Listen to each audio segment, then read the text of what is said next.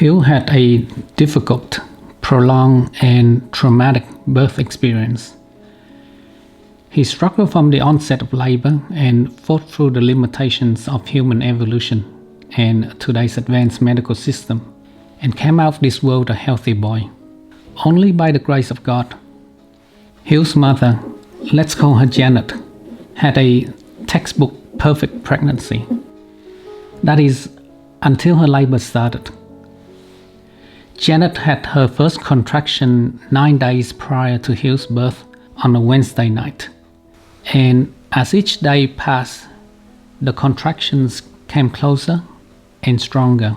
We went to the hospital the following Wednesday at around 7 a.m. after thick red liquid was seen, and again on the next day on Thursday at 7:22 a.m. On both occasions, we were sent home as the contraction intervals were not close enough. Hieu's heart and other vital signs were normal.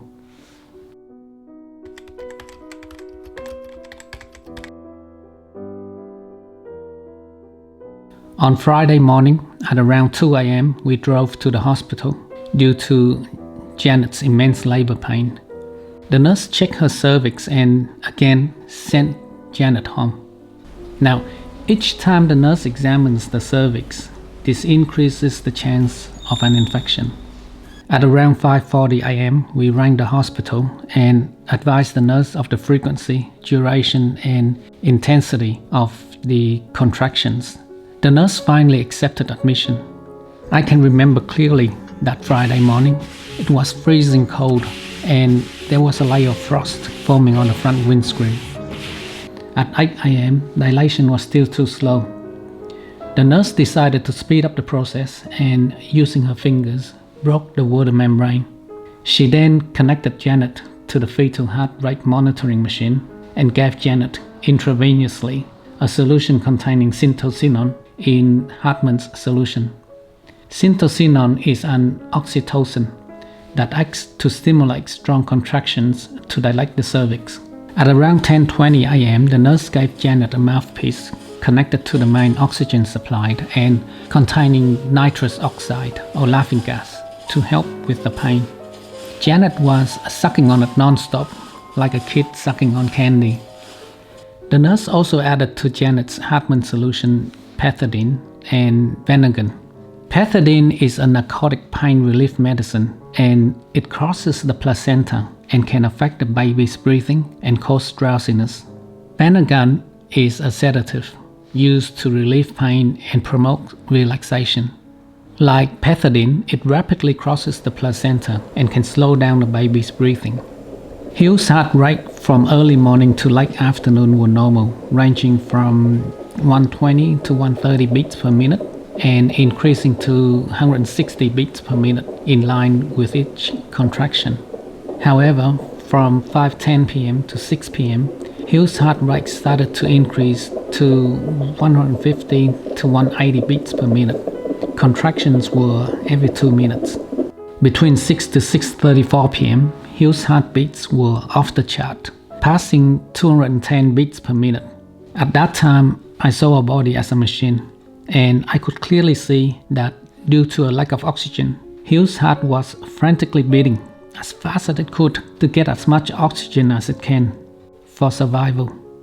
At 6:34 p.m., a fetal scalp electrode was placed on Hieu's scalp by the doctor to directly monitor his heart rate and to give a more accurate reading.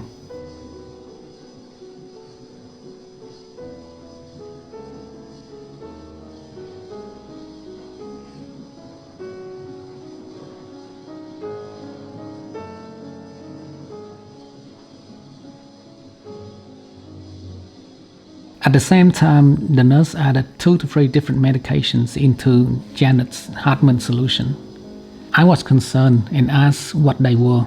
The nurse said that they were antibiotics, as it could be an infection causing Hieu's elevated heartbeats.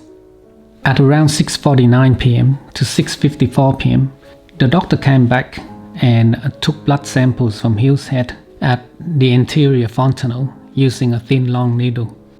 She had to do it twice as her first attempt did not draw enough blood. This took about 5 to 10 minutes. Hieu's blood was then sent to be tested, and the doctor came back and said that Janet needed an emergency C-section. Between around 6:34 p.m. to 7:56 p.m., Hieu's heart was beating at more than 210 beats per minute and would not go down. The antibiotics would not help. Added to our stress level, we had to wait for an operating table as there was a current case in operation. I remember we had to wait for about 40 minutes before the operating table was available, knowing that he was fighting for his life and that every second counts. All I could do during that time was to pray to God to protect Hieu. This blurry photo was taken at 7:59 p.m. By counting each green square representing 1 minute, it was a period of 34 minutes that Hieu's heart was beating off the scale at more than 210 beats per minute. The hospital moved Janet to another bed and wheeled her out at around 8 p.m. I was all alone in that room, and I remember I began to pray. At that time, I needed God's help more than ever. My mind started to see flashes of images that Hieu was bombarded with a whole host of pain medications and antibiotics, had the comfort of his water membrane broke early in the morning, had electrodes stuck on his head, having the skin of his head pricked twice to draw blood. Added to this was the long wait time for the operating table that felt like an eternity. Put simply, from 6:34 p.m. when the doctor placed an electrode on Hieu's scalp due to his heart beating off the chart, to the time he was delivered at 8:31 p.m. This was at least 2 hours.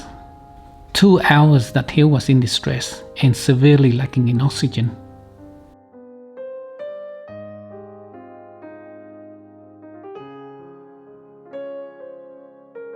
Now, the American College of Obstetricians and Gynecologists had concluded that the time when an emergency sign is present to the time a C-section should take place should be no more than 30 minutes.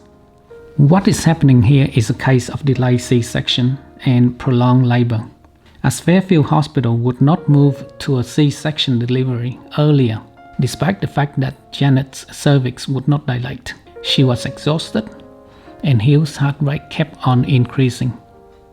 For many years, I have repressed and did not want to relive this experience. When Hieu was born, I don't remember hearing him cry. When the nurse asked me to come over, I saw one nurse hitting his leg and the other had an oxygen mask on him. He was blue and purple. Outside the delivery room, I asked the male nurse who was weighing Hieu why he did not wrap Hieu in clothes as it was cold. The nurse said that Hieu's temperature was hot and left him without clothes. Hieu was all alone without the comfort of skin-to-skin contact or the familiar sound of his mother's heartbeats for about 3.5 hours. For Hieu to go through this traumatic experience and come to this world okay was a miracle of God. Mother Mary was watching over him and protecting him.